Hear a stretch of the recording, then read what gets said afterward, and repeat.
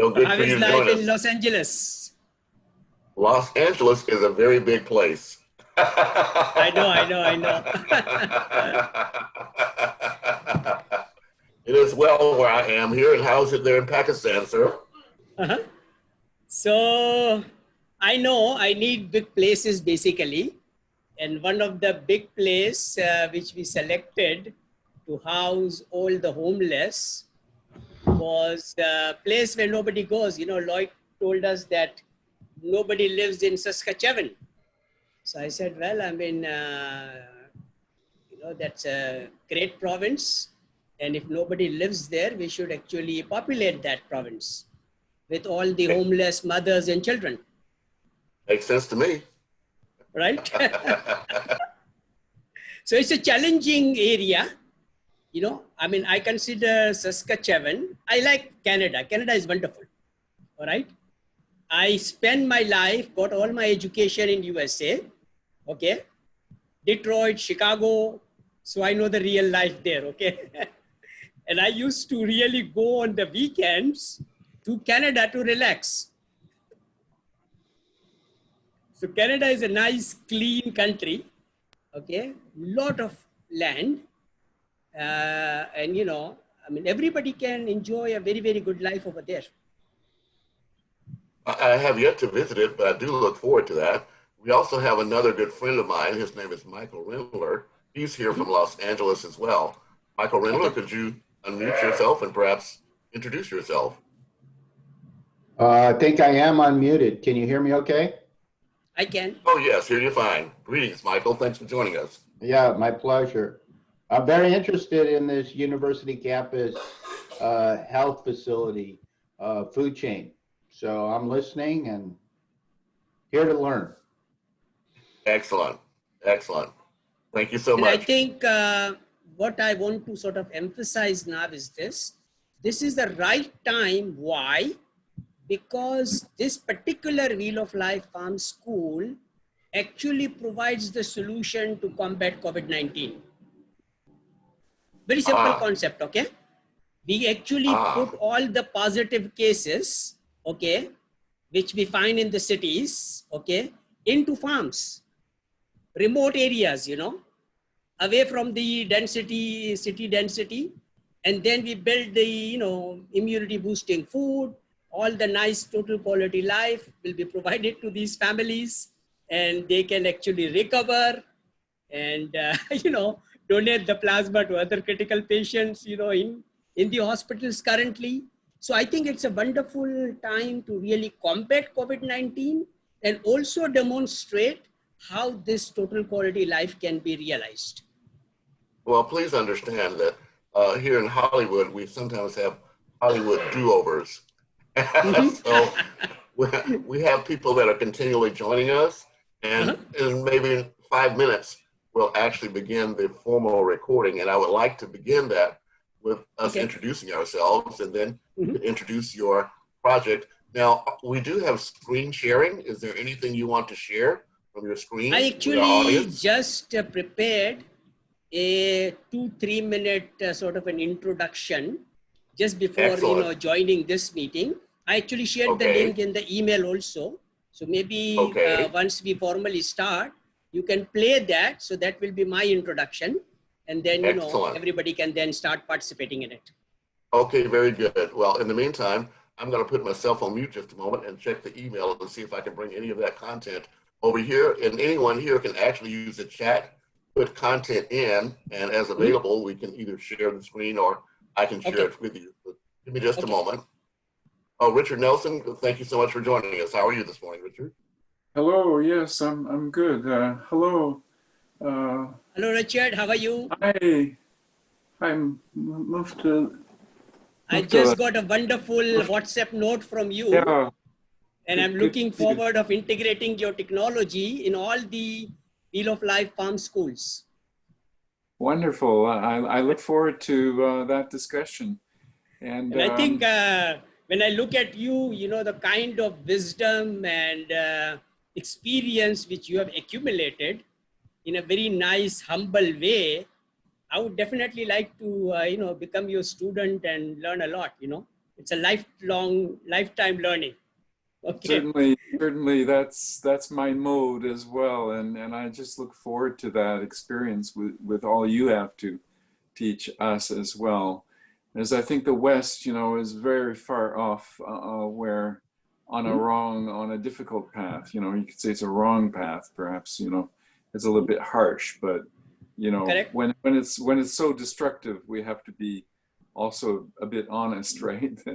That the West True, is. and I think idea is this, Richard, that if we, instead of presenting, talking, as a professor, I like doing it, you know, that's what I do, Yes, right? yes, Okay, that's but then I found out one of my students taught me a very good lesson, okay? And the comment he made in my Viva examination was, he says, Mufaddal, you are a great professor. When we listen to your lecture, we find ourselves in the heavens. But once we come out of your classroom, it's hell everywhere. You know? So he said, come out of the campus, okay? Come out of the comfort of the campus and look at the real world, and then transform your classroom into a real world, okay? So that's how the whole process began, you know. Yeah, That's a good point. I'm a learner, you know. Yeah. So I learned from my students. I started off this company, and now I am not really giving lectures to people. I'm trying to do things and demonstrate it so that people can see. Yes. And I think you have done that part because, you know, we have really learned something when we can put it into practice. Exactly. And I think it's easy to teach now in that fashion because that's what I learned from a Japanese philosophy. We call it just in time. Okay, yep. Okay, just in time meaning what you learn today, you apply today. Don't wait until you graduate. Yes. I must say hello to Michael too. Michael, you're there, are you? Participating. How are you, Richard? How are you? Hey. Haven't talked to you in a little bit.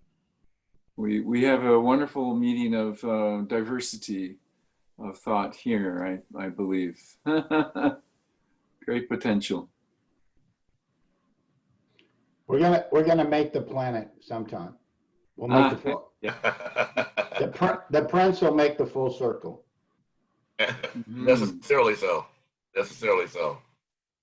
I see we have Andre here. I think I know everyone here, or I've met everyone, but Andre, could you unmute yourself, please, and perhaps introduce yourself? Hi, I'm Andre, and I'm part of Drawdown Markham, so I'm kind of working with Lloyd a bit, and I'm just learning myself, and I have ideas that I want to implement as well. So mine is homelessness, but it encompasses all of this stuff, so I want to learn as well. Wonderful, and share. We look forward to that as well. And welcome you here. Well, we're about 10 minutes after. I'm going to just go ahead and formally and informally start. Let me, the recording is going. This will be a meeting. We can rebroadcast it at later times. But I'm Andrew Williams, Jr. and Lloyd Helferty orchestrated this meeting between us. I'm also the president of 5 Points Youth Foundation here in Los Angeles, California. As such, I'm a member of what's called the Encounter think tank, or Encounter Community Think Tank and Advisory Board for the Los Angeles Trade Technical College. Professor Marcela Oliva, her architectural and environmental design department launched this several years ago so that members of the community could actually work with the college students to have real world experience for them. I was pleased to have our location here in Los Angeles to be a place where the students actually could create their designs and ideas. And it's particularly important because the location where I am in Los Angeles is only a few blocks away from the 1992 spark of the civil unrest called the Rodney King riots now. That was in 1992. However, in 2012, when we moved the location there, the conditions that impacted the community negatively then had discontinued and not decreased. So we wanted to bring into the community services that were not readily available and to open up our space so that there could be events there that could bring people to a safe location. We were aided in that by Mr. Brant Carson. He's also a member of our counter think tank, and also the president of the Jobs Create Peace. But he founded or co-founded an organization called United Hood Nation, where back in 2016, again, Los Angeles was a center of racial divide and discourse, and there were police killings and community killings that came to a screeching halt when the Honorable Elijah Muhammad was able to get Snoop Dogg and the Game, two members of notorious gangs, opposite gangs, to come together with the police chief here in Los Angeles and enter our community, where we had 3,000 people come together and determine that first we have to have unity in our community, and then we need to build on peace. We need to have literacy in our community, not just reading literacy, but financial literacy, those things, but also jobs, economic development. So out of that kernel, we created what's called the safe passages, so that kids from different gangs could travel to particular locations without there being violence. And 5 Points Youth Foundation is one of those places. So we decided to make that a living alley and redesign death alleys to a new paradigm shift.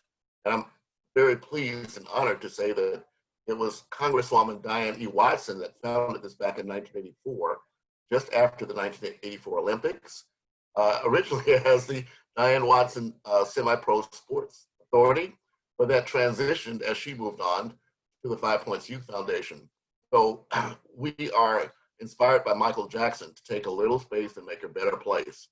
So for many reasons, this location where I'm broadcasting from is actually the heart of what we call This Place LA. And so we opened up our doors to people around the world. Starting in 2015, when I was selected president, we joined the United Nations Global Compact as a methodology to connect together the civil society with the businesses to have a real world impact. Richard Nelson was among those that joined us for a 2015 to 2020 Caring for Climate campaign. And we focused at that time, as on this, with food security as one of the key issues. But it was last year when Lloyd joined us as the ad hoc International Advisory Board of Goodwill Ambassadors that we recruited people that were responsible for regions. Lloyd is responsible not just for Canada, but also for all the Francophone community worldwide and for the Commonwealth of Nations. I myself am here in Los Angeles, but I have a footprint in Bermuda that gives me access to the CARICOM countries and so on. But I think that's enough of a background about who I am. The sponsors of today's event are the Edfu Foundation, edfufoundation.org, and the Revelation Network, trn.tv. So we're collectively providing this platform. And this is not just an interfaith business and neighborhood collaborative as we began, but now we also have royal, indigenous, and tribal leaders and activists among our team. So I want to welcome you all here. I'm Andrew Williams Jr. I do see we have our guest, Mufaddal, we have Richard Nelson, we have Michael, and we have Andre. So with that, I'm going to, again, first turn the floor over to you, Mufaddal. I'm going to play your video, but if you would just, if each of you could just announce your name and your organization, and if you have a website or the contact information first, and then later on we'll go into more of introductions. But Mufaddal, please introduce yourself and let's get this show on the road. Blessed Sunday to everyone. My name is Mufaddal Mirza. I'm based in Karachi, Pakistan. I have acquired my basic degree in chemical engineering from Dawood University of Engineering and Technology, and then moved to motor capital of the world, Detroit, Michigan. Got my master's in chemical engineering, then decided to diversify a little bit, went to Illinois, University of Illinois, Urbana-Champaign, got my PhD in food science, then got a little taste of Canada by doing some postdoctoral work in Nova Scotia, the wonderful, province of Canada. And so after all that, experience, I decided that now I need to really, provide provide my wisdom and experience to, to my countrymen and try to, improve the quality of life in Pakistan. So the opportunity I got in Pakistan as soon as I came from, Canada was that Procter & Gamble came to Pakistan, and I was a startup, team member of P&G. So learned a lot from Procter & Gamble experience. And then, I served as a professor of entrepreneurship in Institute of Business Management. That was my last employment. And then based on the recommendation of one of my students that, the real life is very different from campus life. So, whatever you are teaching in your classrooms, try to implement it in real world. Okay, it doesn't work in the real world. So I decided to form this company, which is actually it was a Total Quality Life Maintenance Association. It got transformed into Total Quality Life Maintenance Associates. Now it is a SAMS TQLMA group, where all my fellow scientists, professors, engineers, all of them combined. And we decided to, really not talk about things, but really make the changes in the real life. So I'm really thankful to Dr. Paul Oliver, who has been sort of diligently working with me. And we were trying to build a university campus on a 200-acre farm in Pakistan. It was a $200 million project, but we were not able to raise the funds. So Dr. Oliver transformed that whole concept into a Wheel of Life farm school, which can be built in a very small area, and all these technologies can be demonstrated, and everybody can enjoy a total quality life in the Wheel of Life farm school. So that's where we are at now. And then Ken Telford from Australia got integrated with Dr. Paul Oliver in Vietnam. And now we are integrating, technologies similar to what Richard Nelson has developed along the way to really make the community self-sustaining. And so that's where we are. Now I've incorporated a company in Uganda, okay, because Uganda is a wonderful country, and that's, sort of a model which we can create for the whole Africa to follow. So SAMS TQLMA Global Limited Uganda now exists. You've got 3 cities on Lake Victoria and River Nile to transform and build these campuses on. And Heidi Little is here with us, and she is providing us site in Texas as well as in Saskatchewan. So we can implement this in Canada also. Although Lloyd Helferty would like to see a campus in Toronto first. Well, so that's my introduction. Well, thank you so much. Hello, everybody. On the right stroke, we have Lloyd Helferty.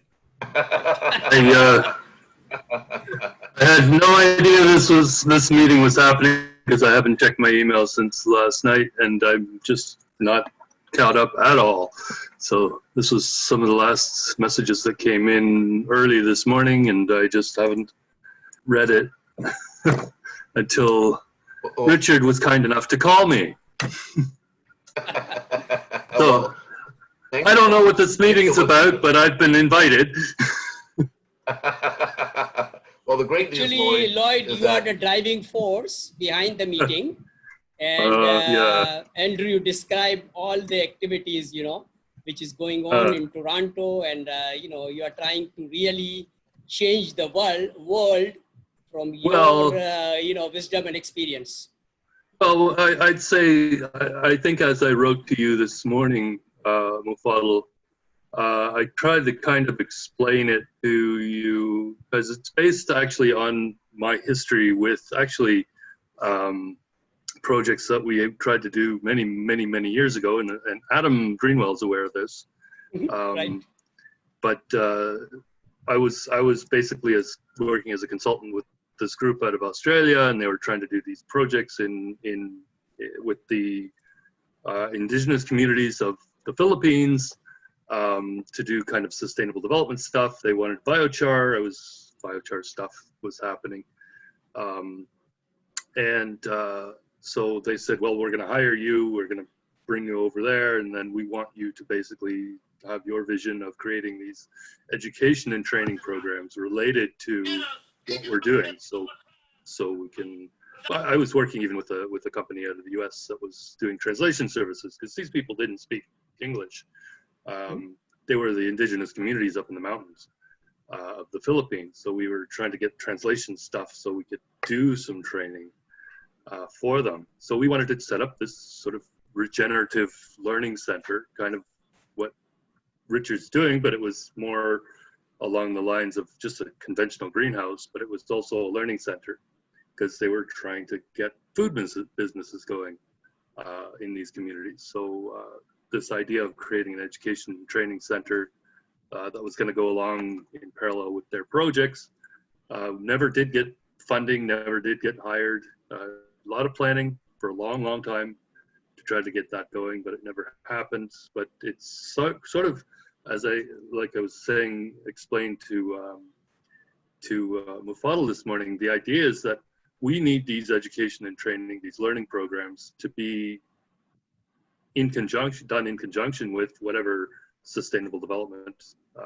projects we do, or technology solutions we do, to have that entrepreneurship, basically the humanitarian entrepreneurship programs delivered at the local level. So these people can understand the technologies, understand the solutions, operate the solutions, maintain the solutions, build the solutions themselves, especially in the case of Richard and his open source, where we're not, I mean, the old paradigm of development was the World Bank would come in, provide massive funding, would hire American or Canadian or European firms or Japanese firms or whatever to go into that country, build it for them, and then leave. And a lot of times this just fell apart. It didn't work, or the skills weren't there to operate it, to maintain it, and all these things. We need that skills development to happen. We need them to do it themselves. So it's not about us going there to do it for them. It's them doing for themselves by having that whole training, skills development alongside with all of the other the education that goes alongside in terms of sustainable development. So that was the basis of what we were proposing in the Philippines many, many years ago. But we'd like to take that model. It never happened in the Philippines. Maybe we can bring it back to the Philippines one day. But we want to set up something in the Toronto area for the longest time too, focused around this whole idea.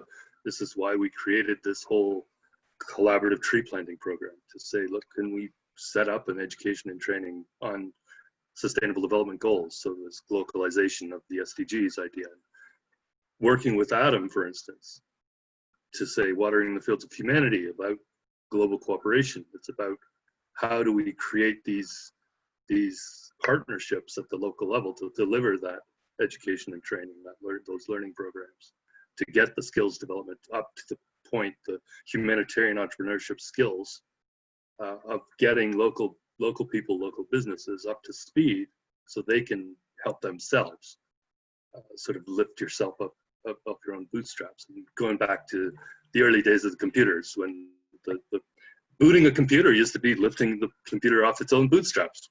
If you remember the old terms of computer language, this is what we need communities to do, is to lift themselves out of poverty by learning how to do it for themselves. And I mean, I talk to people like Harry Ha, my collaborator and colleague in Biochar, Ontario, and he's from Korea, and that's what Koreans did. And he's always telling me that's the story of Korea. Korea came from the ashes of the Korean War and lifted itself out of poverty, and now they are this superpower, technologically and economically. They built these businesses out of the ashes of the war. Like Harry was saying, the Korean people were more destitute than many African countries back at the end of the Korean War, but they had this fortitude to lift themselves out of poverty. And it was a cultural thing for the Korean people, the proud and whatever. There's a whole bunch of reasons why they did that. But this idea of trying to get people to cooperate as well. And when I met Andrew Williams, I mean, his whole idea of creating this interfaith neighborhood and business collaborative was something I thought, oh, this is fantastic for our Drawdown Markham Community Climate Action Hub. I want to create something like this. Now we're expanding on it. It's beyond what we originally came up with. Actually, it was some folks at the Drawdown Toronto at OCAD University who said, look, if you want to create a partnership, go beyond the public-private partnership, go to public-private civil society academic partnerships. This quadruple matrix, which we've now expanded to the hex matrix, as we call it. We could expand it beyond that if we're identifying different potential partners. But the idea and what we'd like to do with our CSF development group is support all of the open source regenerative solutions, especially the ones that produce food, like what Richard has, like what Joan Kerr has at the Foundation for Building Sustainable Communities with her Climate Smart Victory Gardens and forests. These are all open source. I mean, nobody has a patent on a forest or a garden. You can't. I mean, it's just a forest. It's just a garden. They're open source by just the way what they are. So the idea is that we're supporting all the open source regenerative community solutions that are used as classrooms for the training and the education and the humanitarian entrepreneurship programs. And what I want to do now, I think, is build that network, the global network, like what Richard did, of building a podnet. It's all open source. It's sharing. Everybody's sharing their information, their insights. As the saying goes, I mean, when we share an apple, it's either you have the apple or I have the apple, or when we trade an apple and a banana, like that trade, we're net. We haven't really gained much. We've just shared and exchanged something. But when we do an exchange of information, we both gained. When we have a dialogue, we both gain. So education is one of those things that can build a lot of more, I guess, empowerment than I think any other tool out there, any other technology. Let's say I'm a technologist, actually, but I don't believe that technology is the solution. I understand that education, training, and learning is the solution. We're going to use the tools of technology, but it's to achieve goals. So you got to set the goals first. So I look at the SDGs and I say, this is the goals we want. What are we aiming for? Let's get there. Let's aim for it. We don't know if we can get there, but let's try anyway. It's like what Kennedy said, we're going to go to the moon, right? We didn't know. I mean, Kennedy, when he said, we're going to send a man to the moon, he had no idea if it was even possible, but they made it happen, just figuring it out. And I think that's kind of, in a way, I see what Andrew Williams is doing, and with people like Corin and those other team members now of the ad hoc a Goodwill Ambassador Network, is that we're saying, look, there's a goal, Africa 2063. Like, we don't know how we're going to get there, but let's aim for it. Create this sort of new future. Let's leapfrog the continent into the 21st century. Let's bypass that sort of traditional mindset and development pathway that places like India and China went through. The fossil fuel development, Lloyd, resource development. Lloyd, you've given us like a keynote address here. I think that Andrew had in mind that we'd all introduce ourselves as well. Yeah. Just get started, and just a couple minutes, each one. Maybe I'll just kick it off a bit here. Say as I'm inventor. So I do have patents, and they describe a new architecture. It's a building system, and because it's transparent, you can grow food inside. It's great for photosynthesis.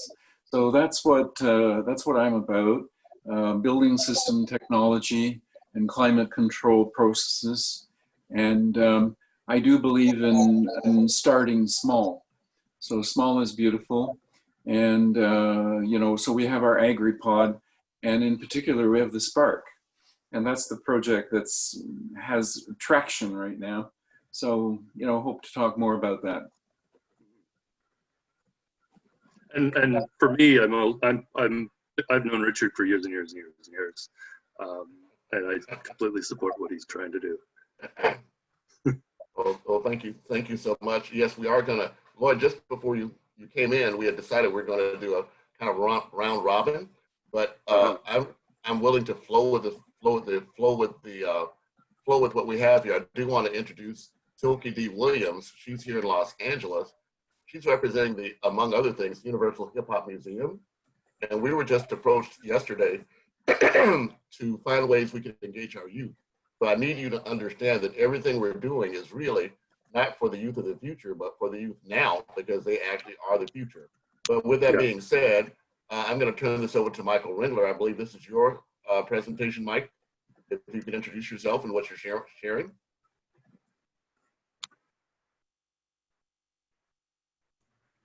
Thank you, Andrew. So this is a link in the chat there. This is a project we've been working on for about 5 years nationally with UD. It's titled VCAP, Virtual Community Action Planning. And the premise of it is that nothing is made now, designed, made, fabricated, installed, operated, that's not done first virtually. And so this conversation about having group participation or having the community assess, design, build, operate their environment sits at the core of this paradigm. And so this thinking is to actually look at what virtualization means in representation. And so this is a 8-step or 8-part framework.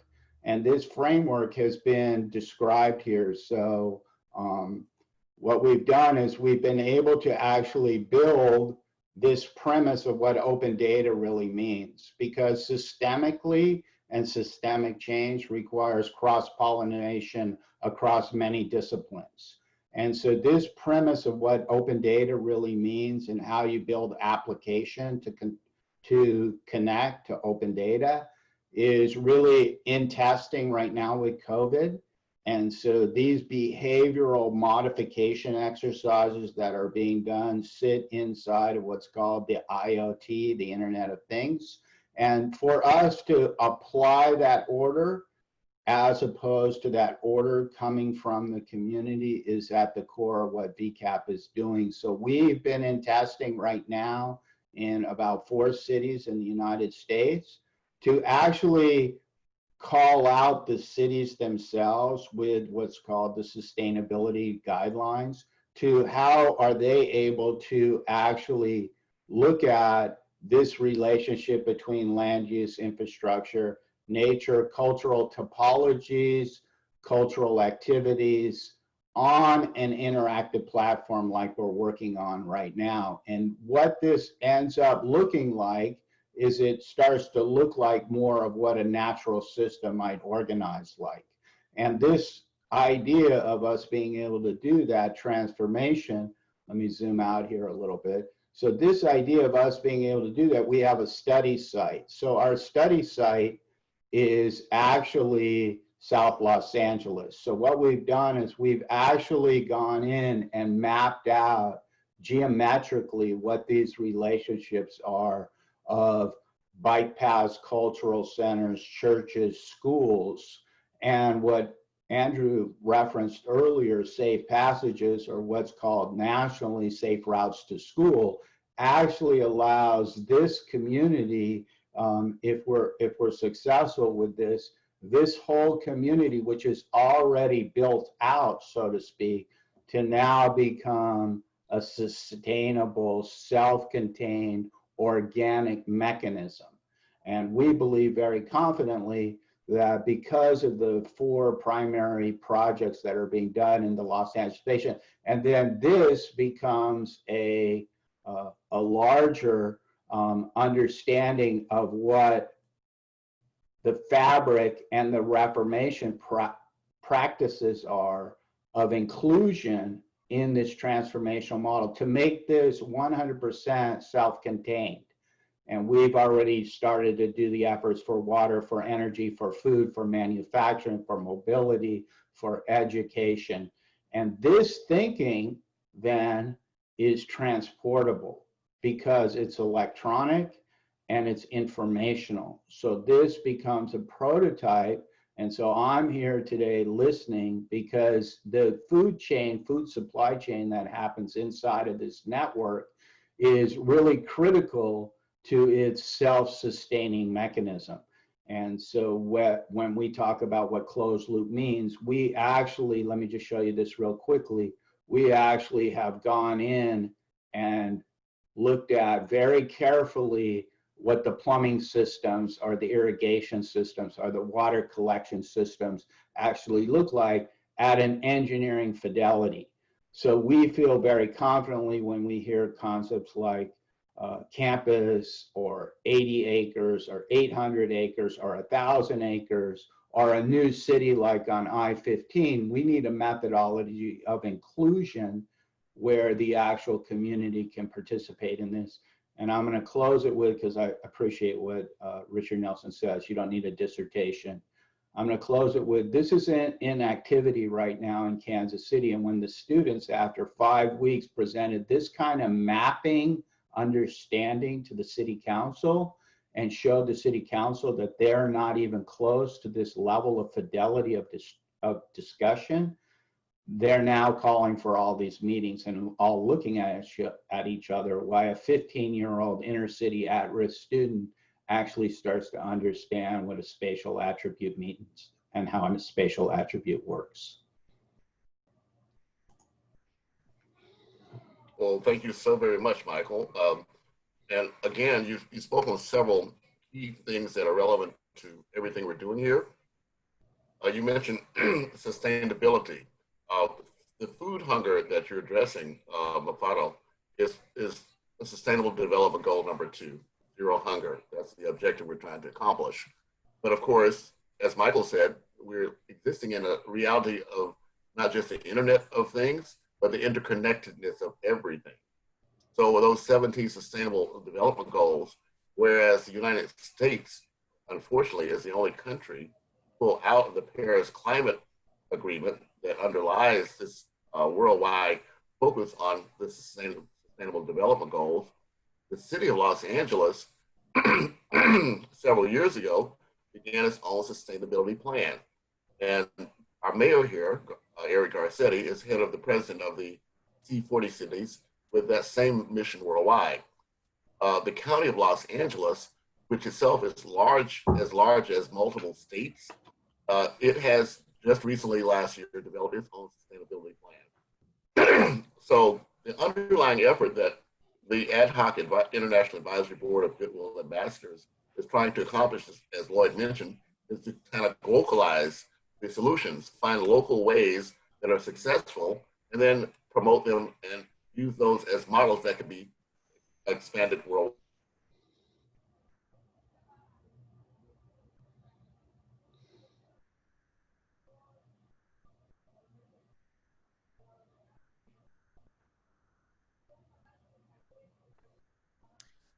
He's frozen. Come on back, my friend. Gotta love it when people freeze in with their mouth open too. Always fun.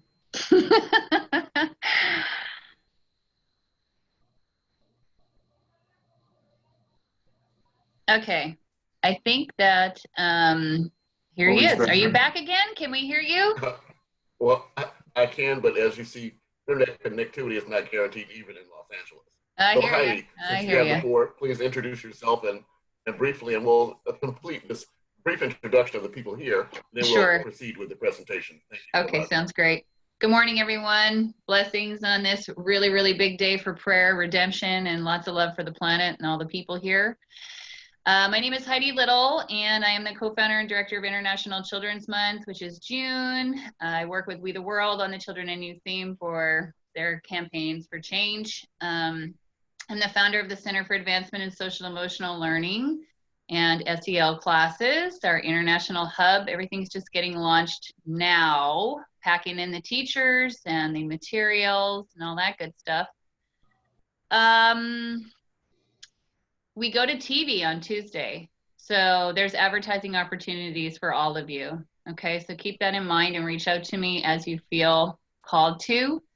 We're willing to work with everybody. This is all conscious media, so we're going to flood the television with conscious media and actually show people how they can help build their communities, how they can come together, and, you know, best practices on all levels. Our first show we're going out with is with Chief Looking Horse, How to Save the World. So connecting people to themselves is my job. I love that job. I'm also a singer-songwriter and an entertainer. So I've got many years in the music and film and TV industries. So we're going out really strong. We have a good team, and we're welcoming more people on the team. We have a working model 3 blocks from my house that has been for 10 years, self-sustaining themselves through a cafe that has a fantastic menu, that has a women's building and a men's building. They have a farm, so it's farm to table. It's called Serenity Star Recovery. So serenitystar.org if you want to see what a working model looks like. They've opened their 2nd branch in San Antonio. I love everything that I'm seeing from everybody. And essentially, I've been calling governments and ministers, and like ministers of education, ministers of health. I've been speaking with homeless shelters, outreach workers, first responders. I've been touring emergency shelters. I've been in the streets. I have a son who came through opiates and homelessness, and he showed me everything. And so I didn't know it all existed the way it did. And he's the one who took my hand and led me through this crazy and sad place a lot of our fellow humans are in. And we have a serious need 8 years ago to already have this done, as far as I'm concerned. So I'm ready to rock the Kasbah. And I have the numbers and the names of the people who say they don't know what to do. So let's give them what to do. You know, I just want a template. And so what I seem to be getting is everybody's pieces. And I'm going, okay, fantastic. Now, how do we bring this ship together and fly it so other people can join us? Pretty much is where I'm at. Like Mufaddal said, I've got a, we have access to a ghost town in Saskatchewan. I have a friend, Lloyd and Linda, who live there. They've got 40 acres of greenhouses already set up. They have a welding shop, a woodworking shop, and acres are $260. That's barely anything. And the town's infrastructure is there. You do have to apply and tell them what you want to do, you know, because it's literally empty. There's some old churches there. There's even buildings there that aren't being used. So I think it's a fantastic place to help people get a good start in life again and try something new. And then there's a place 20 minutes from my house that's already underway. They've got 60 acres, a $650,000 barn dominium. There's about 18 different folks living out there right now, and they're talking to Horton Homes. They're the biggest builder apparently in North America, Horton Homes, and they've come up with this plastic reusable way to stick buildings together. My husband's a builder, and he said, nah, it ain't gonna work. I don't think it's good. So I don't know, you know, that's kind of where we're at. What do we build them out of? How do we get them up quick? Victoria is going into winter, and they had a big plan to remove all the homeless people, get them into motels and empty hotels and all that jazz. They're full, and there's still hundreds of people on the streets, and they're actively seeking what we have here. So thanks for hearing me, and I am here in service, and let me know I can help you. We have a global platform to reach children. I'm totally and the big call's been the Amazon, actually. I've been on calls for that for the last 3 days. We have a 5% before the tipping point happens, and we have this major problem on our hands. So all hands are on deck right now for the Amazon and our Amazonian family there, because apparently they're dropping like flies from the coronavirus. So all in love today. Don't get overwhelmed, and just stay in your heart. And we do have a solid backing of love and light in us and coming to us, and God's in the house for whoever believes in that business. I totally do. And we're just getting crunch time here. It's like, okay, everybody line up. Let's do this thing. So I'm here and accountable. Thank you for the floor space. Thank you so much for joining us, Heidi. We are, in fact, in the middle of a transition. We just completed the 11 days of global unity. I put the information in the chat there. And also, we're in the midst of the 10 days of prayer here in the United States. I'm in Los Angeles. We're the home of where William Seymour, back in 1906, brought together an intercultural and interracial group of people. And they actually had an experience of having the Holy Spirit to come down here. And it sparked what's called the Azusa Street Revival that led to the largest Pentecostal movement around the world. So we're in the midst of celebrating those 10 days of prayer as we speak. So it is very relevant of what you're saying. And today's the biggest Jewish holy day of the year. It's big one today. Yay. Yes. Yay, yes, the blessings. Yes, Thank you. Yes, certainly. And all faiths are welcome. And Silky D. Williams, perhaps you can introduce yourself. If you can unmute yourself. Blessings, everyone. I am Silky D, aka Silky D. Williams. I am the entertainment director for Universal Hip Hop Museum. I'm also a hip hop pioneer myself, the first female DJ in hip hop history. I am a community activist for over 40 years, definitely with the homeless. Started with the homeless, hip hop with the youth. I've been in the educational field for 15 years with juvenile court, severe emotionally disturbed and mentally handicapped, to turn around to be an accountant for 20 years of helping people with small businesses so they can meet all the needs with the IRS, as well as to maintain their business from the groundwork. Usually people start businesses and they don't know how the filing system and their charts of accounts and et cetera. I have also the global ambassador for 5 Points Youth Foundation right here in Los Angeles on Western and Florence, and have created many other organizations, the Compton 125 Historical Society, United Hood Nation. I'm also Hip Hop for Justice, and many other organizations that have the goodwill and the heart to desire to help save this planet as well as our people. Well, that's pretty much a synopsis. It's probably another 10, 15 minutes. Okay, that's all you want to give us right now. Thank you so much, right? So much. So I'm honored to be on this, this panel with everyone, and thank you for my time and space. Okay, I'm going to show briefly now the video that Mufaddal put together, so bear with me just a moment here.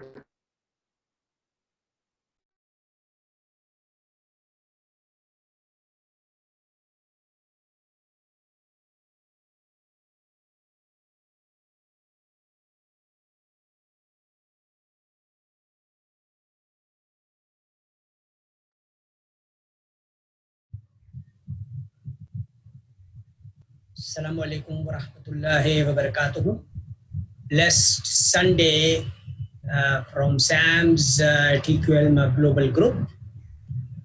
My name is Dr. Mufaddal Mirza. I am a chemical engineer, food scientist, and professor of Climate Smart Entrepreneurship based in Karachi, Pakistan, working on global projects, build self-sustaining communities powered by SAMS Wheel of Life Farm School.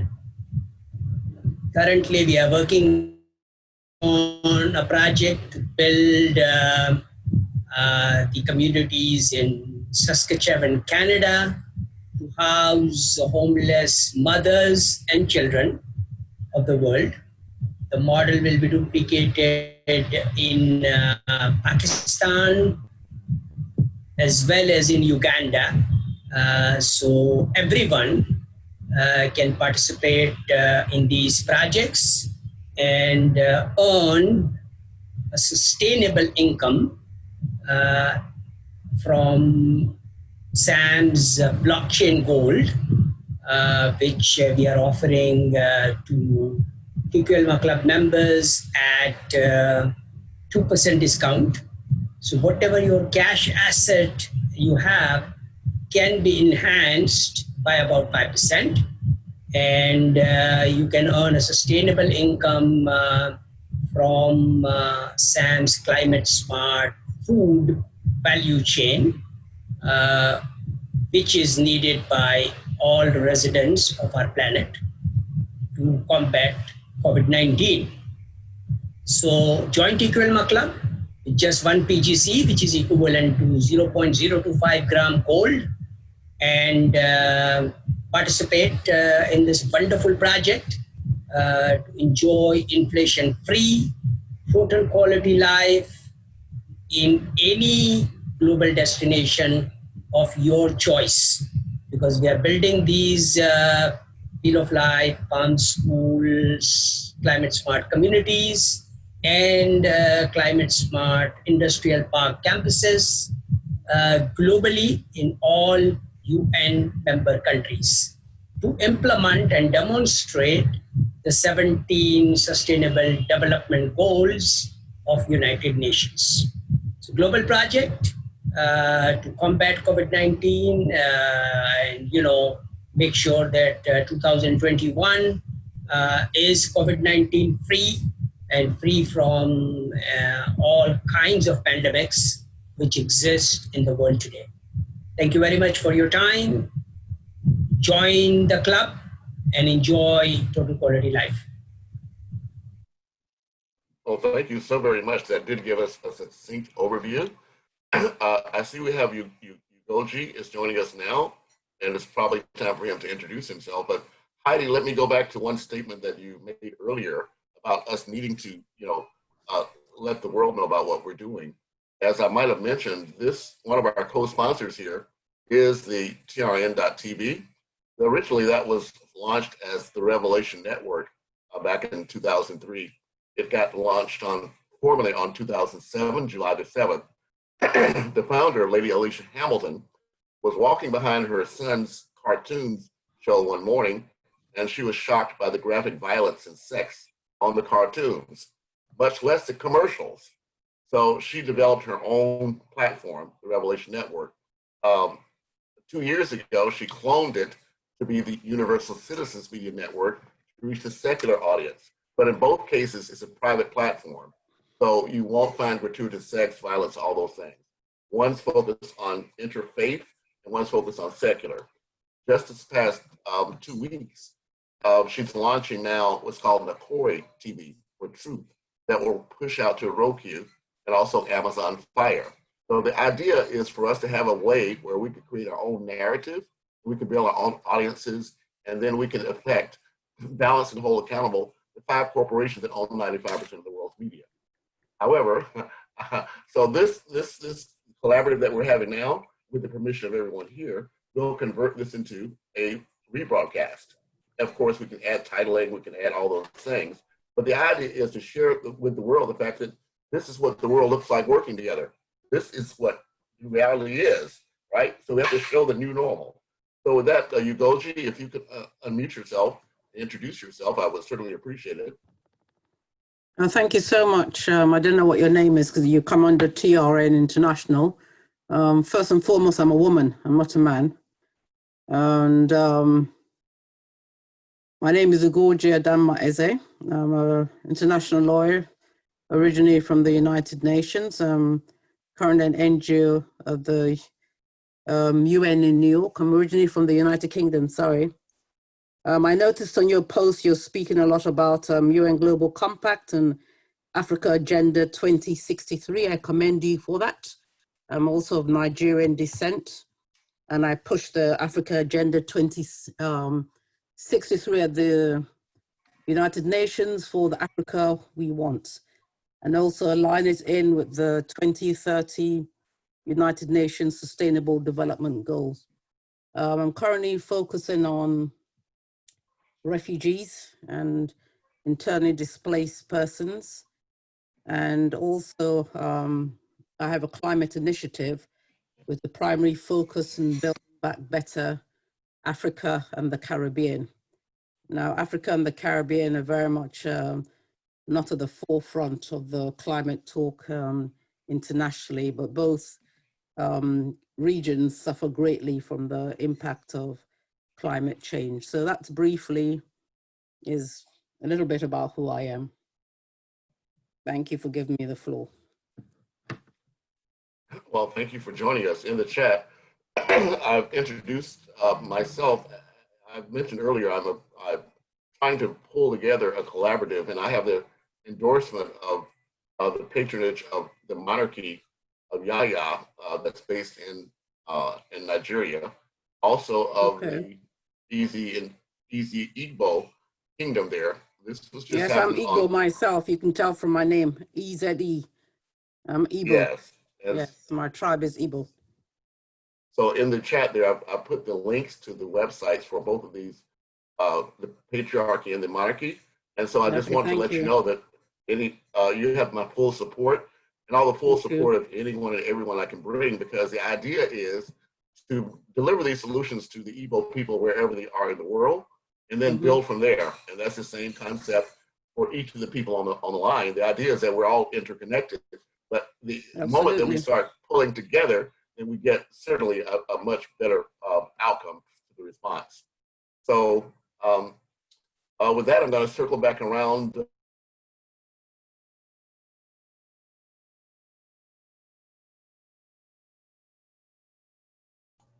Andrew, you went to mute. Andrew, you went to mute.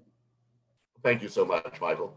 Yes, I was going to circle back around to open the floor to any comments before we move on to Mufaddal and then determine what our next steps are. So the floor is open to anyone to take the floor. The mic is yours.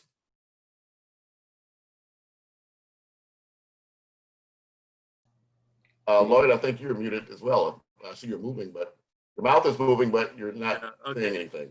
Sorry, I wanted to say, I just wanted to circle back again to the point around what we're trying to do here. So we're creating a development organization, but we are focusing on the open source solutions. And I think that's really a key to moving forward in a lot of cases, that we really focus on the open source as much as possible versus the sort of patented, intellectually sequestered and secluded solutions that can only be delivered by those with the knowledge of how to do it. I think we really need to bring this knowledge of how to get people to lift themselves out of poverty by creating that open source knowledge base.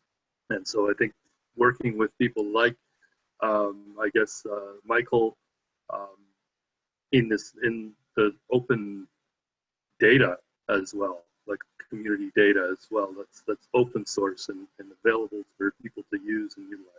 But I think there's a lot of momentum in the Canadian government, for instance, to create open data initiatives, open government data that's transparent, that's there for anybody to use. So I think those are types of initiatives I'd also like to synergize with. Yeah, I want to respond to that kind of quickly. This open data conversation is really pertinent inside of education, because we're really partitioning accessibility. They've labeled it digital divide, but it's really a subset of just what literacy means in a modern era. And so being able not only to have access, but to actually be able to parse what these conversations look like and make sure we're successful. And we have what we're doing here right now called a group think around what it means to have this information and use this information. This is part of the problem, is that things now through our media are just set up for controversy, or what we call eye time or mouse clicks. And so having a more robust perception of what sustainability means or what these design goals, it's our position that we really need to be able to baseline some of these conversations and have tools to be able to measure our performance, because there's another piece of this we haven't brought up yet called social impact bonds, and how money actually is set up now to actually address a lot of this narrative. And we cannot access those funds unless we have tools that actually are able to assess our progress along the pathway. And so these connectors are critical to our success in what Andrew's outlining. If I could speak to the 3 points. One, Lloyd, first question, is this open source that you wish already built somewhere that you have access to? Have you done it? Well, we're creating an organization to support the open source solutions, like Richard Nelson and his SolaRoof buildings, which Richard has dedicated his patents to open source. Other open source solutions, for instance, we work with the Foundation for Building Sustainable Communities. They have Victory, what we call Climate Smart Victory Gardens and Victory Forests. Obviously open source because they're gardens and forests. I mean, these are general things. So open source community infrastructure. And we're talking about real infrastructure in our communities that we'd like to implement. So yeah, so I'm just wondering, does it exist already? Like, is there a place for me to link people to show them how to do it? So International Children's Month has been around for 8 years. It has a free 365-day-a-year thematic activity platform. It's tools, it's techniques, it's expanding consciousness, it's community building, it's international community building. So if you want to know how to do it for free, I'm the queen of doing it for free. I've been doing it for free for my entire life. I never had any money. So, you know, my mom was born in a concentration camp. There was not anything left to me and my generation in my world. So God's given me a lot of direction. And like, we literally brought consciousness to social media. You know, there was just social media. People were sharing pictures of their cat, which they still love to do. But now at least they put, you know, pray with your kitty and take good care or something fun like that, right? Yeah. So and then the other part is Rick Olfek from We the World. Ugoji and I are both on the We team. And so I am very familiar with her and her work, and I love her. And who are you speaking? Ugoji, she's on the call here with us. Oh, Ugoji, okay. And then Rick Olfek is the director of We the World. And there's... I've met Rick in New York, actually. Oh, good. So there is a strategy. That's how I brought Energime to We the World and Global Cooperation Day. And then Adam and I put together We Energime Global Cooperation Turtle Island. Awesome. Is the international NGO, international civil society organization, with a mandate to educate and train people around the concept of life value. Awesome. So setting life value as more important than money value. So right now we're valuing money above life. We should be flipping that on its head. So that's flipping it in favor of the people and the planet and all living things. Yeah, all living things should be above money. I mean, we shouldn't put money on a pedestal. Lloyd, thank you. So Heidi, you had 2 and 3? 1, 2, and 3? So and then the second question, that kind of answered. So the second question I wanted to just pose to people is that there is a strategy through We the World that it's like the campaign, the 11 campaigns for change that already is happening. We don't have to reinvent the wheel here because we're kind of in a crisis point, right? So it's like, what do we have that we can run with, kind of thing. So, okay, so we do not have that open source out there yet. I'd like to put it on TV when we do, right? Because we can build the consciousness of it by showing people how to do it. You know what I mean? Well, Heidi, I would like to come back to you on that because it does exist. It is out there, and I could. Great. Yeah, let's do it. I mean, let's hear the other 2 points though first. Okay. So the other 2, the second one was the We campaign, and that there is a campaign already happening to change the transformation of consciousness, so that, and then we can plug anyone here into that, and just keep going, because it exists. It has a streamline through social media. I mean, let's just plug everybody in. And then the third one was this social bonds thing. I had a question about that because language is so important, right? And how we are framing things and the power of the spoken word and the voice. So my social transformation and the raising of love, care, and respect, that's what our mission is love, care, and respect, raising that. That's the mission for International Children's Month. And then with the educators, we are educators who are coming together to raise the bar for love, care, and respect for ourselves and all the children on earth. So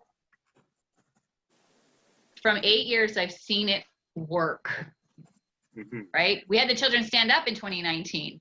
They had the floor globally and nobody listened to them, okay? Yeah. So, you know, it's like, I'm open for it. But so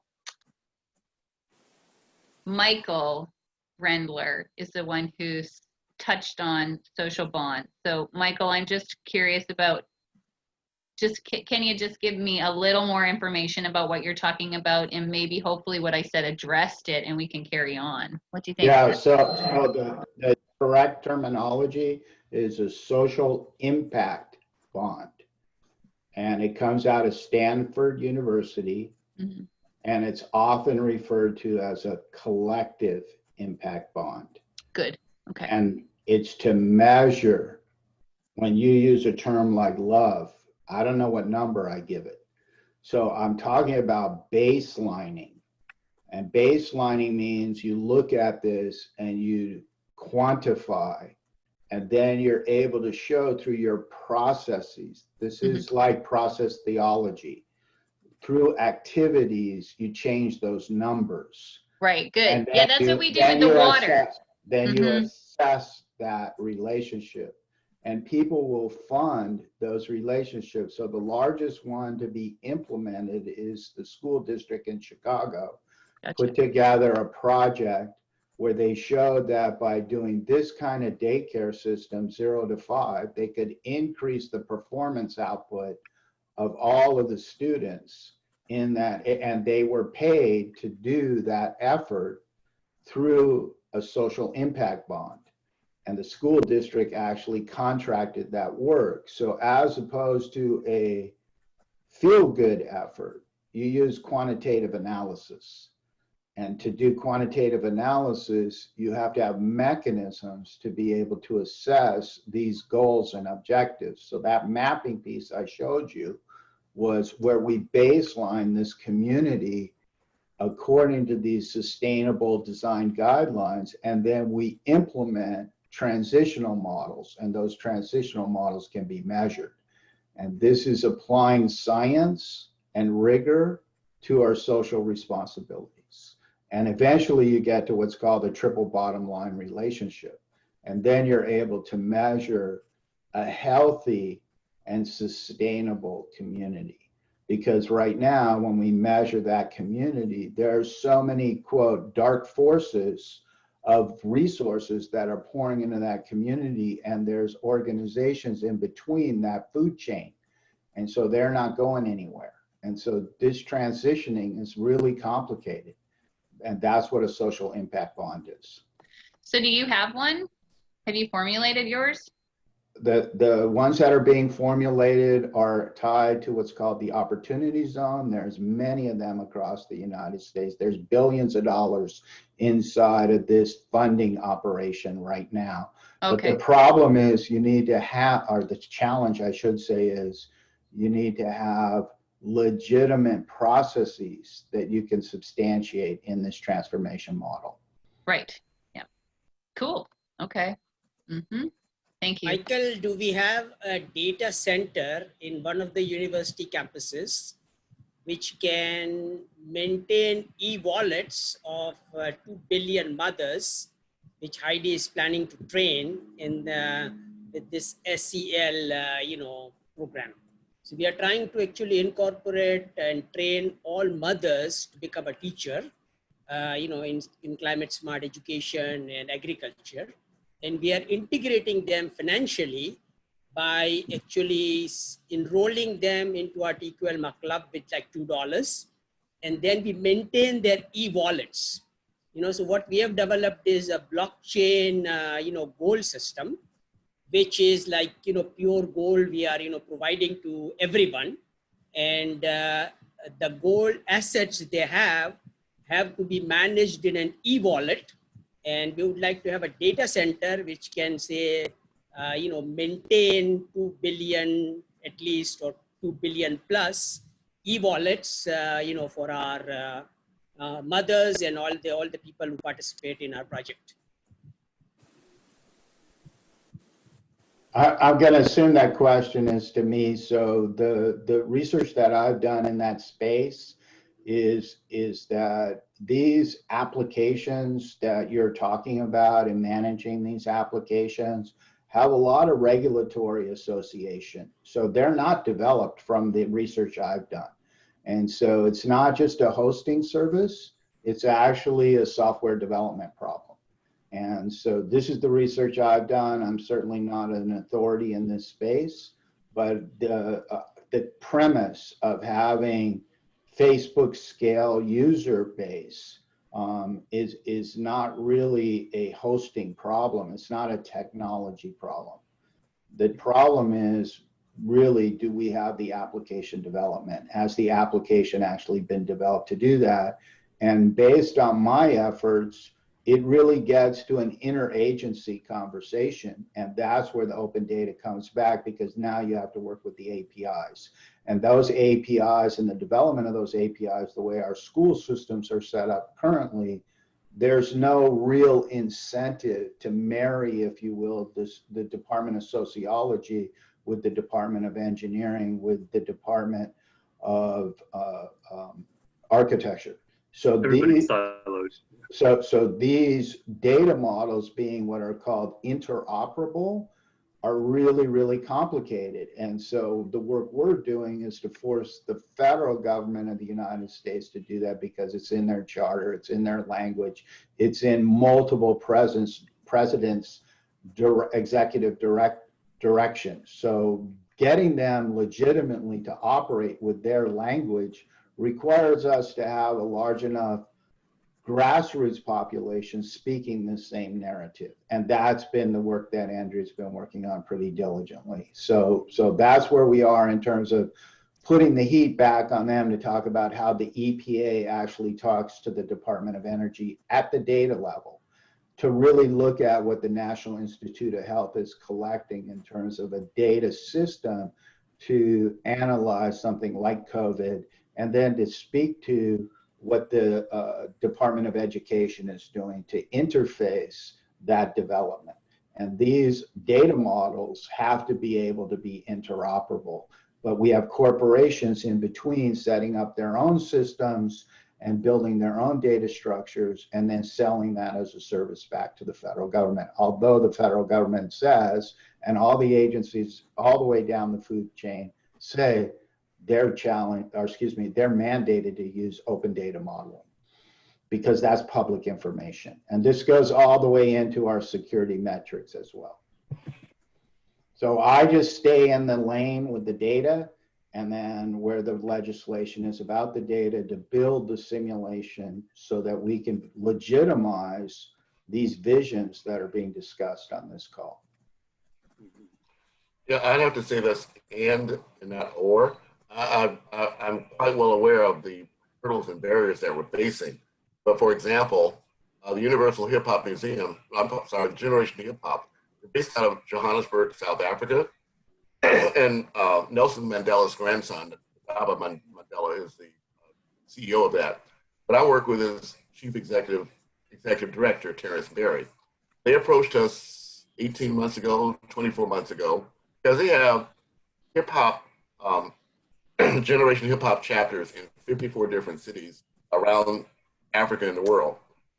They were having a challenge being able to communicate amongst each other without stepping onto copyright laws or copyright barriers when they wanted to share their music. Because as you may know, a lot of hip hop began with sampling, right?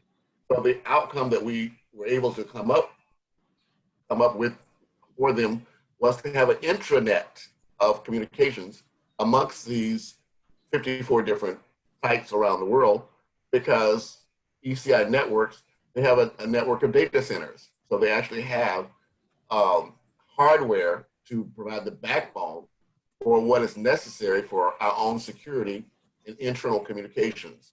So, you know, that's just one example of ways that for Saskatchewan, for example, you could, in fact, or we could deliver affordably a self-contained communications network that would provide you the security that you need, but would eliminate the need for those regulatory boundaries that would apply. Of course, you're in Canada, so you don't have to face what we have to do in Los Angeles or in California. But I agree with Mufaddal. We need to have a solution. And I agree with you, Heidi. The moment we have an example of the solution, then we can work backwards to replicate it. I'd actually like to follow up on that, because I've been involved with this whole idea of climate smart.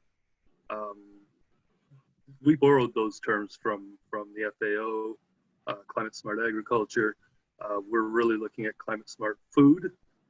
So we're actually trying to build a supply chain, local supply chains for certified climate smart food that's produced in a community and distributed within a community.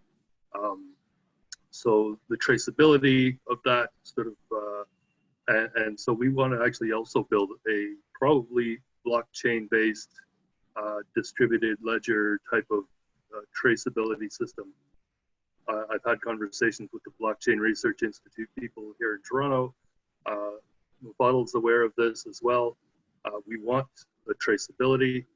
So if we can do that on an intranet versus other ways of doing it, this would be great if we had that kind of digital infrastructure in these communities as well. Because that I think the interconnectivity and being able to sort of verify, trace where this food's coming from, where it's going, how it's being produced, who's producing it, what are the things they're doing for their communities. Like, the actual climate smart food protocols exist actually with initially, they haven't been applied for Richard yet, but the initial ones for soils and soil-based farming and growing systems was if you increase the soil carbon as the first criteria, and the second criteria, if you're implementing as a grower, at least one or more of the Sustainable Development Goals, whatever they are, whatever you're doing, but you have to describe what you're doing. And it has to be out there for people to see what you're doing, read what you're doing, and understand and know that that what you're doing and what you're describing is real. It means there's a trust system that needs to be built into that. Yeah, so you know you're buying. I have to leave the call fairly soon. I wondered if you'd like to hear about my example. Sure. Okay. Yes, please, Richard, do. Right. Yes, thank you. So yeah, I'm an inventor. I have 6 issued patents. I have done a lifetime of research and also field deployment, development, and we have food production, that is primary food production, that is ready to go, and it is tested. It is very innovative, and it's also very disruptive. So it can be implemented at large scale, and it can be implemented in your backyard. If you wanted to participate, you can get hands-on experience with this, technology. And no, it's not something you've seen before. It's not something that coming into your calculations at this time, because it is literally that new, right, and innovative. So it requires that people respond. It requires that people put it into practice, because when they do, they get, of course, a different result than what you might have expected. So basically, it is a new architecture, as I mentioned. When we want to grow food, food is all about energy. And right now, we grow our food out in the field. But when we bring food indoors, and we can sustain an ideal environment year-round, it gives a totally different outcome than what we can do in nature. Not only that, we have climate change, which is going to cause tremendous disruption of conventional field agriculture. Not only that, but field agriculture is depending on fossil energy. Even the people who are doing, you know, the organic culture at scale use tractors and mechanization. And that is because growing monocrops out in nature requires the destruction of all of the competitor diversity, right? And you want to sustain that monoculture. So this is what we're told how to do our farming, and we've been doing this since ages gone by. And, you know, it requires, as I say, kind of a battle with nature, which is what we have with the axe and the plow. So instead, what we're doing is nurturing nature in a controlled environment, which is actually in our own dwellings, imagine, in our own communities, in our own homes. And no, you do not have to fight with nature when you're taking this approach. So it is a controlled environment. What we know about controlled environments are greenhouses as they exist presently. And greenhouses are more intensive. You don't usually bring a tractor inside of a greenhouse, but you do have the heating and cooling cost. And it turns out that the heating and cooling cost of a conventional greenhouse as we know them is actually much greater than the field cost of fossil energy to operate tractors. So greenhouses are not an advancement and will not get us food any more than conventional agriculture will get us the food. What we have is a failing food system. Both the field culture and any kind of controlled environment culture as we know it is failing. In the greenhouse, 50% of the cost of production is energy. And when we hear about food factories and vertical farming and such high technology, the energy cost goes up even higher. Why? Because they think they can depend on lamps, artificial light for food. No, this is ridiculous. It's only for elite. It's a shame to see America giving over inner city land to pharmaceuticals to produce food with lamps for the elite people, the only people who could afford that food. So no, or it's not cannabis. Yeah, well, and for very high income, yeah, very high income products like cannabis, yes. But even there, you know that the cannabis industry is failing because the primary producers of the cannabis, that would be the farmers, if you can call them that, they're also not making any money. Why? Because their energy cost is the highest of all, going over 70%. In fact, you know, the cannabis industry, just like cryptocurrency, is becoming a measurable fraction of global carbon into the air, into the atmosphere, because of their high energy way of producing. So how do we solve the problem, right? Because that's what I'm saying I've done. We use natural light. So we have a new building envelope that's allowing the light to come in the daytime. And it cannot be opaque. Cannot be opaque, obviously, right?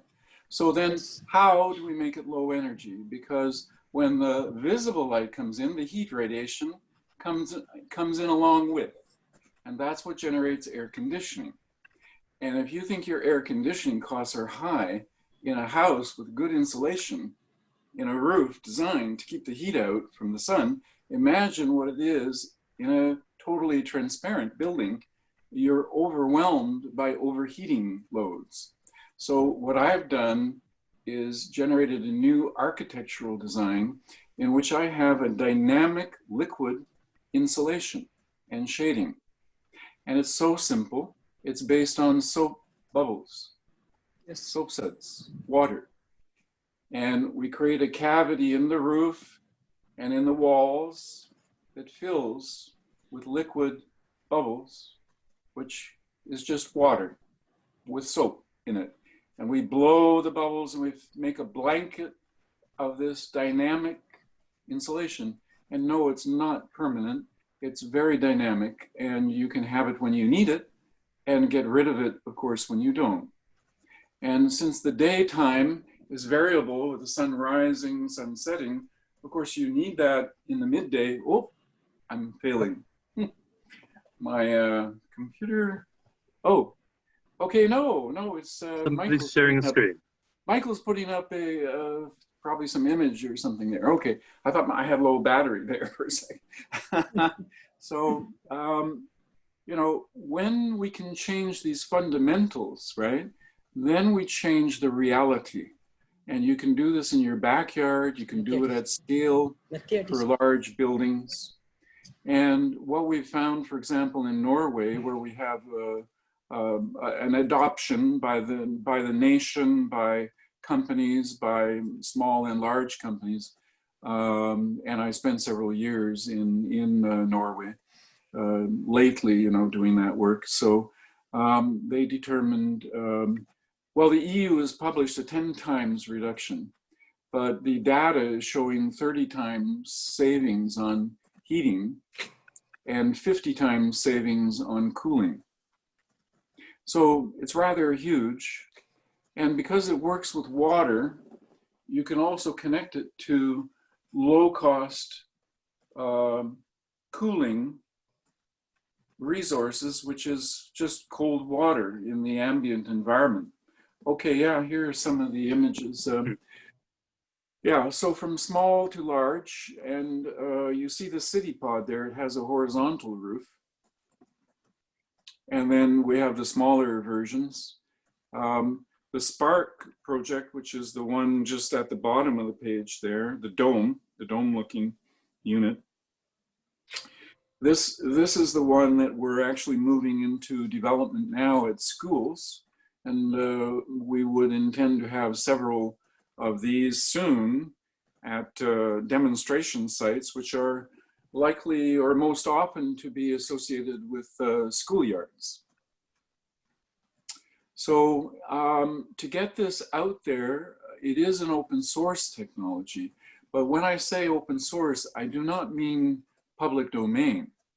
You know, if we want to create, and in fact it is in the Creative Commons, and I offer Creative Commons licensing for the technology.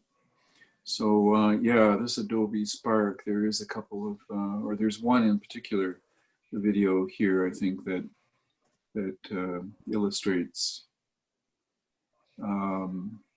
Anyway, yeah, I think maybe I'm setting up, but I'm just saying we are an open source community, and yeah, this one here, Climate Learning Lab. Yeah, maybe play that, and then we'll have the. Thank you, Michael. Richard. Yes. If we want to build a community, say of 110 of your Okta, you know, design 100 square foot kind of, you know, home, what will be the actual capital investment required and the timeline to do this? Well, the cost is really quite a breakthrough as well. So there's a breakthrough in operating cost, but there's also a breakthrough in capital cost. As we look at the structure here, they're going to show the structure in a minute.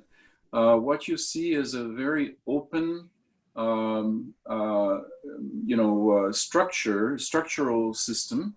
So in other words, it's very efficient in terms of the materials that are being utilized here.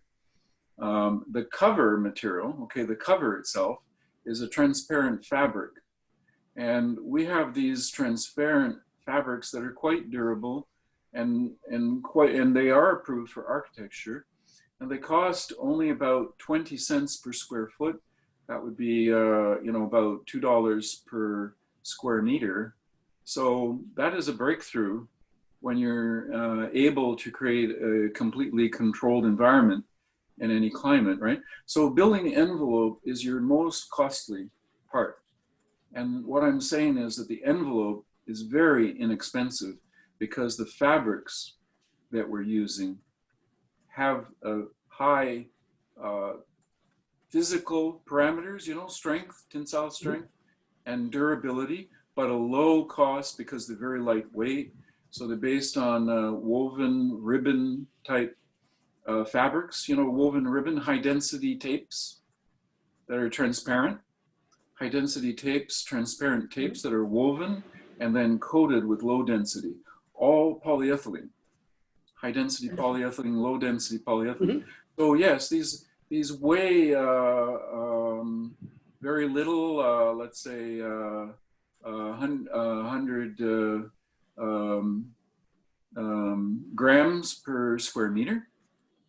You know, very low weight, very low cost, but very strong. And in fact, these materials technology were developed in my lifetime. I worked with the companies that developed these products. And I have one of my patents is on the materials technology.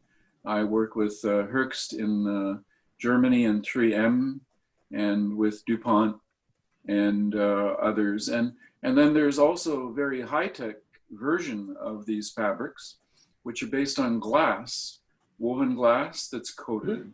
We can coat with fluorocarbon or with siloxane resin and get very high transparency and extremely stable, durable, like, you know, more than lifetime. Basically, some of the materials technology developed, we cannot project the life because it seems to be an indefinite life. So there's no UV degradation for these materials. Wonderful. Yeah. So now, Richard, what we want to do is this, okay? A Wheel of Life Farm School, we need to demonstrate. And what we do is we build the Wheel of Life Farm School to demonstrate Dr. Paul Olivier's total technology of using waste and not creating waste, okay, in the community. And then we build 110 of these, you know, transparent, beautiful homes. The site is available in Saskatchewan. And I believe that this is a comfortable environment in all weather, basically. So this self-sustaining community can be built anywhere, I guess. Beautiful, definitely, yes. And, you know, and some of the people like Andre here on the call are most interested in refugee and homeless, you know, populations, displaced population. And I think we also had the comment that society cannot afford to simply take ordinary or, you know, business as usual approach where homeless people might be housed in hotels even. That's what we're doing in Canada. Refugees come in and they're housed in hotels. And what do they do there? Nothing. They sit in a room with no job and no food and nothing. So what we can do is that the populations that now need to come into the, you know, the 21st century solutions, right? Make a leapfrog into the future, and they have a better place than any of us do, because their place, their dwelling is providing all their food and their clean water and their clean energy. So Lloyd actually, Richard, Lloyd actually, you know, got me into this project because this, I think, 25,000 Syrian refugee families was welcomed by the wonderful Prime Minister of Canada. I think he's a wonderful leader. And Lloyd also pointed out that Saskatchewan is the, you know, province with the lowest population density. So I think that is perfect for us. Heidi has already a site, and maybe we can actually house all these refugees and homeless people into these communities. And that is just a demonstrator, because there's 150 million of refugees and homeless people in the world. So why not do the 25,000 as a demonstration project and immediately set a goal of 1 million people established? And actually the goal, Richard, the goal is actually housing all the homeless and refugees. Yes. Why? Because my point is very simple. If we do not house them and give them clean life, COVID-19 will not leave us. Okay, and it is spreading like wildfire, and you know, so that is a solution for COVID-19 also. And then, you know, that's the reason for Saskatchewan was that, you know, the technologies exist so that in any weather we can operate and build these communities. We can do it cost effectively. And now my SAMS blockchain goal, thanks to Uganda and the Bridge Party over there, who invited me. So instead of coming to Canada, I went to Nairobi, Kampala, and then, you know, found out that now all of a sudden I've got a treasure, you know, with me. because Africa doesn't have the money, and they say, okay, barter with gold and diamonds. Okay, so now we are ready with the budget, and I would like to get, start this, process with 110 homes, your solar pods, and in a center we'll build Wheel of Life Farm School. Let's put together a budget, and I will, allocate the funds. Amen. Let's Okay, do it. well, Heidi, just a minute, Richard. Heidi, I think you had your hand raised. I did have my hand Heidi, raised. did you want to make a statement? Yeah, I have to go soon, but I want to continue this. I mean, let's do it, right? So, do we have a working document that has everybody's websites in it and what they are bringing to the table? Do we have that? I'm sure Andrew will connect us all. And Let's create one. Yeah. Oh my gosh, yes, let's. And then I mean, think the recording of this meeting will provide all that information, because I think everybody has put their information in the chat. Yeah, but you cannot see the chat on the recording. So, that's the information we've been sharing in the back end is not front facing. You can save the chat if you click on that little thing at the bottom next to where it says everyone. You can save the chat to your machine, and it'll keep all the links. Oh, that's fantastic! Thank you for that. I've never done that either. No, I've never done either. Yeah, no, I haven't either. But okay, so for the people who are going to be watching this, I just put in my information. So I think we should make a Google Doc and share it with everybody here, and then everyone will have access to it. We can put logos in there, website stuff, video slides, whatever. So everything will be housed in one document that we can update in real time and publish to the web in real time also with a link on our website. And I'm very appreciative of all of this. I was curious about where, this is South Saskatchewan, okay. Right. Yeah, this is a big area. So it's enormous. Laverna. Do you know where search that is? capability? Yeah, it's about 2 hours from Regina. North, south, east, west? 2 hours. Where's Regina on here? I don't even see Regina on here. There's Saskatoon. Saskatoon in the middle. Regina should be down. There it is. Where do you see it? Southeast of Saskatoon. Yep. Where's Laverna? You see it? Regina. Laverna's close to there, or yeah. north, southeast, or west? Great question. Talking to somebody directionally challenged. Okay. I'll look it up on Google Maps later and maybe share that as well. Yeah, and Wade would love. It might not be on the map if it's. He would really like to meet with everybody too. If it's a deserted town, it might not be on the map anymore. Oh, there's Regina Beach and Lumsden. If it's not a registered town, it might. Not it is. It is registered. Because the net. Okay, wait, hold on, Regina. Hold on. Let's see here somewhere. Yeah, I've got it on Google Maps. It came up quite easily. It's right on the border of. It's right on the border with Alberta. Okay, so we need to move over. So to the west. Just north of Alaska. Alaska. Yeah, Alaska. Alaska. Kindersley, right? Let me see. It's up in there. Kindersley, is it up there? I think on the border of Alberta. Go a little bit north. Go north. Keep going north. Going north. Go. Let's look further north. Macklin. Nope, not that far up. Okay, not that far. No way. That's the deep north. That's just forest and nothing else. That's the igloos and. Well, no. Get that out of your mind. Look on the same latitude as Saskatoon. It's I see Lloydminster. Yeah, it's just south of the latitude of Saskatoon. Yeah, it should be right here. I'm not seeing. I see Luceland. I see Macklin.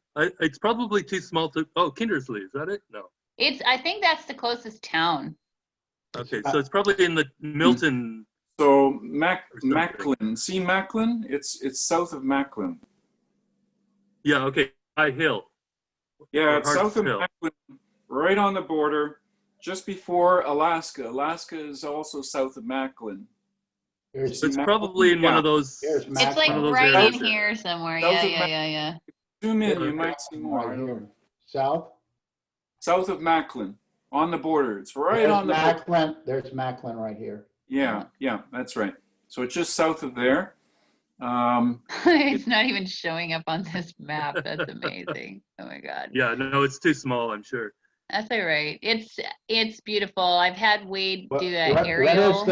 is the name of the city or the name It's of called Laverna. Laverna. Leverne? I think so. Yeah, Loverna. A. Mm-hmm. it's not LAV, it's LEV.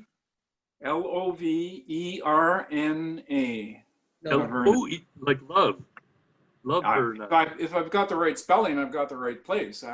You know, maybe there is another place similar but different spelling. Probably No. not. This is about right. Where you're Mhm. thinking it is, where you're Mhm. where you're seeing it is about right. Okay. The bottom. There's a Well- Royal Canadian Legion branch 91. There you go. Uh-huh. Everybody Give him the needs one of those. Yes. That's funny. Yeah, so anyway, they've got a good start, and he's too old to run those 40 acres of gardens that are already there. You know, it's all, and he's off the grid using all the technology we want to use. Mhm. There's one set that comes with a 3-season trailer, a shed, a battery pack, the whole 9 yards for like 7,000. 3 acres. Mhm. So anyway, they've got their business set up there, and he said the township would be ready for just a proposal. Well, everyone, Well, that's amazing. So Heidi, again, I have to get going. I'm sorry. I've It's enjoyed been a it. blessing Yeah. to meet you, Richard. Before you go, Yeah. give Yes. me a budget of 110 of your homes. We will select the site. I will allocate the budget, and let me know the team you need, the engineers, etc., who will be working on the site. So we move forward with the project. All right. Mhm. Well, Sure. the I great think news. it looks Great news. your SolaRoof looks very exciting as compared to the quotation I got from Cure for Humanity, who are also trying to build self-sustaining communities globally. Yeah, that was And, a pretty good proposal they have Actually, there. my email this morning before Richard called me, I was in the process of drafting an email saying, Mufaddal, I don't like this with the domes. We got to get you exactly. in contact with Richard because he's got the solution that you want to use. Not Exactly. So we got the solution. The question I was asking in my email. And I'm sure the solution is cost effective and it's a wonderful solution. And Yes, these yes. homes will be producing food also. Yes, exactly. That was the question I asked. Yes. In the Well, email. there's also Where do you produce the food? Can I add one thing? there's a great deal of interest in what would be like tiny homes clustered around the AgriPod dome, for example. So many sensible, ways to begin, really. So can we book another meeting then soon, Sure. like this week maybe? And I can bring in the Yes. people from Texas and the people from Saskatchewan, and can we actually get something happening? Let's do it. Working All group, we need is working group, one Heidi. place where it's happening and we can Okay. show everybody. Yeah. Mhm. Yes. Can I add one tomorrow thing? Yes, Andre, go right ahead. My one thing is in terms of location, if we get together and put together our plan proposal, and we have a location, we could also shop this idea to various municipalities Absolutely. to say, will you rent us the land? So we're not just married to a certain location yet, but Exactly. married more to the Exactly. idea. And I think that is exactly what Energime University model is, not to buy the land, but do joint venture agreements with the government as well as the private landowners. So, So Heidi, Heidi, what day, how soon can we reconvene? I would say as early as like Wednesday or Thursday if we would like to. What's your Let's do schedule? I mean, we Wednesday- can go Wednesday, so- earlier. Okay, I have limited internet connectivity, see I'm fading in and out. But I do want to make sure we do a follow-up. I'll send out to the people on the email this recording so we'll all have it. Okay. And then you can share it with anyone else. But I just like to move forward Tuesday or Wednesday rather than Wednesday or Thursday. Okay, sure. Mhm. Tuesday morning? Yeah, I'm up for that. Yeah, Okay, definitely. Tuesday, Yeah, sounds sounds good. good. Tuesday morning. Okay, great. Sounds good. Sounds good. I can't do Where 9 are probably you in the morning. Heidi? Are you I'm in on- Texas. I'm just outside of Austin. Oh, okay. Yep. So is that Central Time? Yep, Central Standard or Okay. CDT, I guess, right now. Mhm. So- Yeah. I won't be available from 9 a.m. EST on Tuesday, probably until, I don't know, 10:30 or something like that. So I can only do So late if we morning. did like 11 Eastern Standard Time, would 11 that work probably for should anybody work. else on the call? Be 10 Okay. Central Standard Time, yeah? Okay, Anybody, Tuesday at 11? anybody in Pacific? Mhm. Nobody Yeah, in well, Pacific? Andrew's in Pacific. Andrew's in Pacific. Andrew, is that too early for you? That'd So be like that's 8 9 a.m. o'clock, 9? No, it'd be That's 8 9 for a.m. him. No, if it's 11, it would be 9. Is he in Central Standard or PST? It'll be 8. It's 3 hours difference Yeah, 8. between EST and PST. I can make it regardless as long as I'll be there. Don't be Okay, concerned. sounds good. I'll be there too. All right, so let's go for 11 Eastern Standard Time. All right, thank you. Tuesday. Fantastic. Tuesday. All right. I'll Okay, get the awesome. calendar. All right. Sounds Thank good. Thank you very much, Andrew. Thank you for Have a coming great together. Saturday, For everybody. Thank you. coming together, Much love. putting Andrew. this together on an urgent basis, you know. My Uh-huh. request. It Sunday, is 9 urgent. p.m. I was surprised, you know, that this will happen, but it happened. Anyway. Wonderful. Namaste, shalom, assalamu alaikum, I love you, all that stuff. Okay. So I'm going to end the call All right. and we'll follow up from our email. Okay. Okay. Okay. Tuesday, All inshallah. right. Thank you so much. Yes. Okay. Okay. Inshallah. Bye-bye.